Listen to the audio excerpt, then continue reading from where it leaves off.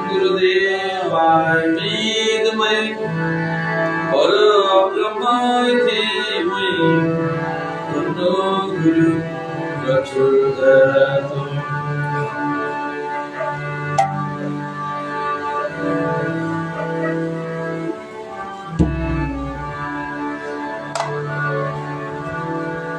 भक्तिं पुरुषं चैव क्षेत्रं क्षेत्रज्ञमेव च एतद्वेदितुमिच्छामि জ্ঞান চ কেশব। আজকে গীতার বিষয় হচ্ছে ত্রয়োদশ অধ্যায়ে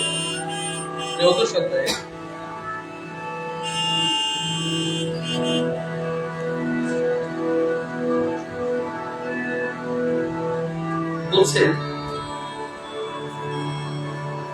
আমরা জানি তোমরা তো এই যুগটাকে কি বলছো? কলিযুগ বলো, সবাই কলিযুগ বলে। আমরা কলিযুগ বলছি না, এই যুগটাকে আমরা কলিযুগ বলছি না, আমরা কি বলছি? কৃষ্ণ যুগ। যে যুগে কৃষ্ণ নামে মুক্তি ঘটে, আমরা সেই যুগটাকে কলিযুগ বলবো না, আমরা বলবো কৃষ্ণ যুগ। কলি বলবো কেন? কৃষ্ণ কৃষ্ণ কৃষ্ণ যুগ। আজকে সেই যুগ থেকে 5162 বছর আগে পুনর্বার অর্জুনকে সাক্ষী করে ভগবান শ্রীহরি এই গীতার কথা বলছিলেন। যদিও তোমরা এটা জানো যে 12,04,00,000 বছর আগে ভগবান শ্রীহরি সূর্যকে বলেছেন বিভস্যমান, যাকে তোমরা জানো, মনুকে বলেছেন, ঠাকুরকে বলেছেন, প্রমাণ অনুসারে এসছে, ছন্দপতন ঘটেছে। তাই পুনর্বার আজ থেকে 5162 বছর আগে কুরুক্ষেত্রে ভগবান শ্রীহরি অর্জুনকে পুনর্বার এই কথা বলেছেন জগতের কল্যাণ সাধনের জন্য। তার মধ্যে একটি জায়গা আজকে হচ্ছে,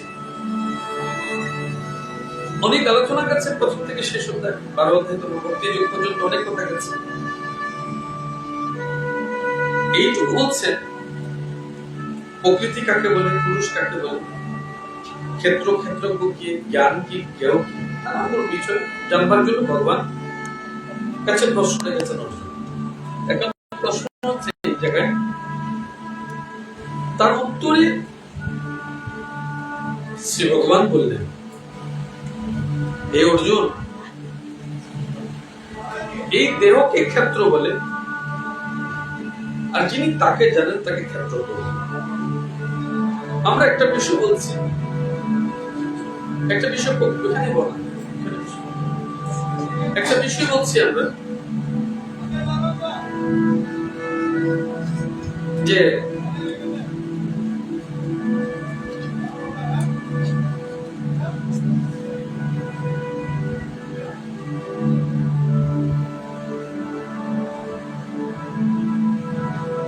আমরা আমাদেরকে কতটুকু জানি,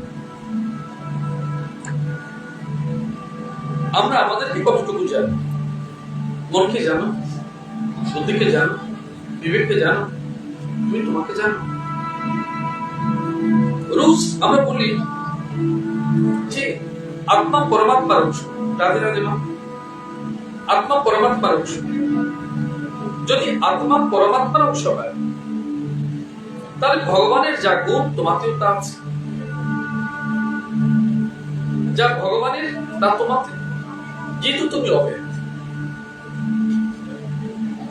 যদি তুমি অভেদ হয়ে থাকো, যা ভগবানের তাও তোমাতে।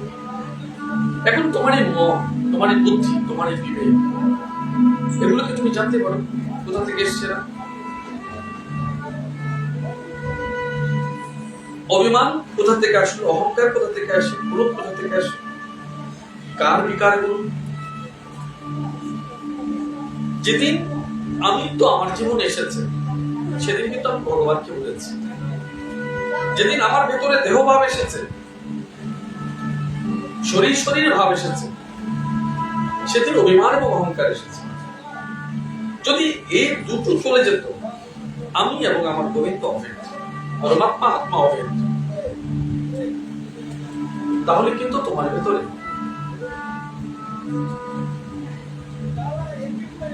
অহংকারটুকু আসতো না, ভেদগুলো থাকতো। কারণ বলো না, বলো না,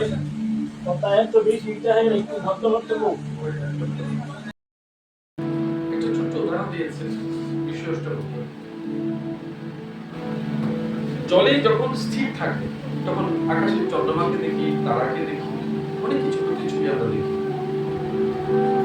কিন্তু যদি ওকে কিছু নিক্ষেপ করে ঢেউ তুলে দেওয়া হয় তখন কি কিছু দেখা যায়? অর্থাৎ চঞ্চল মন কখনো ঈশ্বর দর্শন করে। অর্থাৎ ওই ঢেউটুকু হচ্ছে চঞ্চল, তার তখন স্বরূপটা ভুলে যায় সে। আর আত্মা যখন স্থির থাকে তখন স্বয়ং ঈশ্বর পেয়ে যায়। স্পষ্ট উদাহরণ। তুমি বারবার বলছো না কেন ঈশ্বর দেখছি না, কেন গুরুদেবকে বুঝছি না, কেন ভগবানকে অনুভব হয় না? যেমন স্থির জলে দৃশ্যমান হয় বস্তুগুলো, তুমি দেখতে পাও। যদি চঞ্চল হয়ে যায়, ঢেউ খেলে, তখন তাকে দেখতে পাও।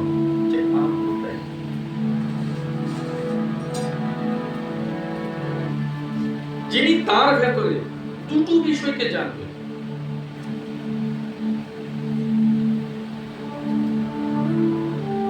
সাংখ্যযোগ, আত্মতত্ত্ব এবং দেহতত্ত্ব, পুরো জগৎকে দুটো বিষয়ের উপর দাঁড়িয়েছে। পরমাত্মিক বিষয়, আত্মিক বিষয় এবং শরীর বিষয়, প্রকৃতির বিষয়। এই পুরুষ এবং প্রকৃতির বিষয় যত তুমি জানবে, নিজেকে তত জানবে। ঈশ্বর তোমার থেকে আলাদা নয়, তুমি তার থেকে আলাদা নয়। যখনই তোমার ভিতরে ওই আমিত্ব, অভিমান, অহংকার আসে, তখন তুমি আলাদা, তুমি তাকে দেখতে পাবে। যখনই আলাদা হয়েছ, তখনই কাল রূপ গ্রাস করেছে, কলিরূপ গ্রাস তোমায় করেছে। জাগতিক বিষয় তোমাকে ধরবে, বিষয় বিষে তোমায় জর্জরিত করবে।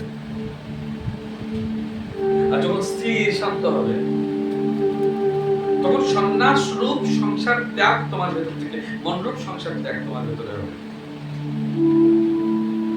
বাড়িঘর সবাইকে ছেড়ে পালাতে হয়, সবার ভিতরে থেকেও তুমি নেই। কারণ মন ওই রকম তুমি করো, আমি সবার মাঝে আছি, তবু কারো মাঝে নেই। যেদিন শরীর সবার সংসারের জন্য আছে, কিন্তু মন শুধু ঈশ্বরের জন্য আছে, এই দুটো সে একটু ভেবে দেখো। তোমার এই শরীরটা কাদের জন্য? সংসারের লোকের জন্য। সবাই জানে তুমি আছো, কিন্তু বস্তু তো দেখবে তুমি সংসারে নেই, তুমি ঈশ্বরের কাছে গেছো। তো সংসারের লোক, জাগতিক লোক জানলো তুমি এখানে, কিন্তু তোমার ভেতরের সত্তা জানলো তুমি ঈশ্বরের। তুমি এখানে নেই, তুমি এখানে। ওটা হচ্ছে আসল ত্যাগ, ওটা হচ্ছে আসল সন্ন্যাস। কর্মের জন্য এখানে, ভক্তির জন্য এখানে। তো প্রভু শুধু গোলকে নয়, প্রভু তোমার হৃদয়ে। খুঁজবার জন্য দেশ দেশান্তর করতে হবে না, খুঁজবে তো স্বয়ং ভিতরে মুখী। দেখো, দুভাবে আমরা ঈশ্বরকে খুঁজি। আমি অনেকদিন বলেছি, একটা বহির্মুখী ঈশ্বর খোঁজা, একটা অন্তর্মুখী ঈশ্বর খোঁজা। চলো জগন্নাথ বাড়ি যাবো, চলো মঠ মিশনে যাবো, চলো তীর্থে তীর্থে করবো। কিসের জন্য? ভগবানের জন্য। ওখানে ভগবান পেয়েছ, তুমি ভগবানের সেবক কিংবা সেবিকা, ভগবানের দাস। দাস স্বরূপটা যেদিন তুমি জেনে গেছো, আমি আসলে কেউ নই, ভগবানের অংশ। ভগবান এবং তুমি অভেদ অংশ। তো তুমি জাগতিক জগতের অংশ বলে তোমাকে মনে হবে না। তিনি চালাবেন, তুমি চলবে। যেমন ভাবে তিনি রাখবেন, তেমন তুমি থাকবে। কারণ সমর্পণের উপর আর কোনো অর্পণ নেই। সমর্পণ, সম্পূর্ণ সমর্পণ। একটুখানি রয়েছে তোমার ভিতরে এমন নয়, সম্পূর্ণ। তিলক দিয়েছো, ভগবানকে বরণ করেছো। মালা দিয়েছো, ভগবানকে বরণ করেছো। তাকে বরণ করেছো। কাকে বরণ করেছো? বরণীয় যিনি, যিনি বরণীয় তাকে বরণ করেছো। কোথায়? অন্তরাত্মায়। কৃষ্ণকে হাতে রাখনি, মাথায় রাখনি, পেটে রাখনি, পিঠে রাখনি, কৃষ্ণকে সর্বাঙ্গ জুড়ে রেখে দিয়েছো। হৃদয়ে যদি তোমার হৃদ মাঝারে রেখেছো মানে সর্বাঙ্গ জুড়ে রেখেছো। হৃদয়ে রেখেছো, মনে রেখেছো, চিত্তে রেখেছো, ভাবনায় রেখেছো, মানুষ কল্পে রেখেছো। কৃষ্ণ কোথায় আছে? বলে আমার মনে, প্রাণে, অন্তরাত্মায় আছে, আমার চেতনায় আছে। যে মানুষের চেতনায় ভগবান শ্রীহরি বিরাজ করে তিনি সত্যি সত্যি বৈষ্ণব। যার অন্তরাত্মা, যার চেতনায় কৃষ্ণ বসত করে, যার প্রাণীর ভাব জাগরিত আছে, কখনো হারিয়ে যায়নি তার ভাবনা থেকে, তিনি বৈষ্ণব। তুমি হতে পারো, সেও হতে পারে, ও হতে পারে। এইটুকু বলতে পারো, বাবা আমি মালা দিই, আমি কি কৃষ্ণ ভক্ত? কেন নও? কেন নও? দেবে, আজ দাওনি, দেবে। যেদিন তোমার স্বামী এসেছে তুমি কি দিয়েছো? সিঁদুর দিয়েছো। যখন স্বামী আসেনি সিঁদুর দিয়েছো? দাওনি। গোবিন্দকে যেদিন বরণ করেছো, পরম স্বামীর বেশি বেশি তিলক দিয়েছো, মালা দিয়েছো। সংসার জগতের জন্য সিঁদুর দিয়েছো, শাখা পরেছো। পরমাত্মিক জগতের জন্য তিলক দিয়েছো, মালা দিয়েছো। সহজই সে। যেই গুরুদেব এখনো তোমায় আনতে পারেনি, হৃদয়ের সঙ্গে হৃদয়ের যুক্ত করেনি বা করতে সমর্থ হয়নি, বা সেই ভাগ্যবান এখনো সে ভাগ্যকে যোগ করতে পারেনি, কর্মী হোক, ভক্তিতে হোক, জ্ঞানী হোক, এখনো হয়নি। হবে, যেদিন হবে সেদিন মালা দিয়ে যোগ হবে, তিলক দিয়ে যোগ হবে, হৃদয় দিয়ে যোগ হবে, মন দিয়ে যোগ হবে, প্রাণ দিয়ে যোগ হবে, আত্মিক ভাবে যোগ হবে। এইসব কেন যোগ করবে? আমি যোগ করতে করতে করতে করতে আত্মার সঙ্গে যুক্ত করে দেব, মনের সঙ্গে যুক্ত করব, প্রাণের সঙ্গে যুক্ত করব। এখন শরীরের সঙ্গে যুক্ত করেছি, তারপর মনে করব, প্রাণে করব, তারপর আত্মার সঙ্গে আত্মা যুক্ত হয়ে যাবে। যদি আত্মা থেকে আত্মা যুক্ত হবে, কোনটা ঈশ্বরের আর কোনটা তোমার খুঁজে পাবে। কেন এমন দিয়েছো? রাধারানী সর্বত্র দিয়েছে, তুমি দিয়েছো। ওই স্বরূপ ধরেছো, তার রূপে তুমি রূপ ধারণ করেছো, তার ভাবনায় তোমার ভাবনা হয়েছে। যেদিন এই